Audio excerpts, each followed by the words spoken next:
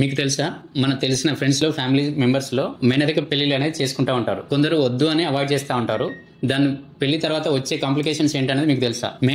మేనరికం పెళ్లి చేసుకోవడం మూలంగా మీ పుట్టబోయే పిల్లలకి కాంప్లికేషన్స్ ఏముంటది అనేది మీకు తెలుసా? చాలా వరకు మేనరిక పెళ్లిళ్ళు అనేది చేసుకోకూడదు అని చెప్తా ఉంటారు. ఎందుకంటే both parents carry the same gene ఉండడం వల్ల పుట్టబోయే పిల్లలకి genetic disorders, birth defects, development delays వచ్చే అవకాశాలు ఉంటాయి. సాధారణ కపుల్స్ కి బర్త్ డిఫెక్ట్స్ 2% ఉంటే మేనరికం పెళ్లిళ్ళు చేసుకున్న వాళ్ళకి 6 to 10% ఉండే అవకాశాలు ఉన్నాయి. అందుకే ఎవరైతే మేనరికం పెళ్లిళ్ళు చేసుకుంటారో వాళ్ళు పెళ్లిళ్ళు చేసుకునే ముందు దానికి ముందు కొన్ని జెనెటికల్ రిలేటెడ్ టెస్టులు అండ్ బ్లడ్ టెస్టులు చేయించుకోవడం అంతే అవసరం. అలాగే ప్రెగ్నెన్సీ టైంలో స్కాన్స్ అండ్ జెనెటికల్ రిలేటెడ్ టెస్టులు కూడా చేయించుకోవడం అంతే అవసరం. అయితే మీ అందరికీ మేనరికం పెళ్లిళ్ళు చేసుకోవచ్చా అని ఒక డౌట్ వస్తుంది. ఎస్, చేసుకోవచ్చు, కానీ medically it's risky. If it is can't be avoidable, at least do genetic screening before marriage. చేసుకోవడంలో తప్పులేదు. చేసుకునే ముందు 1-2 సార్లు టెస్ట్ అనేది చేయించుకొని, లేదంటే మీరు తర్వాత మీ పిల్లలకు వచ్చే కాన్సిక్వెన్సెస్ అయితే చాలా ఫేస్ చేయాల్సి ఉంటుంది.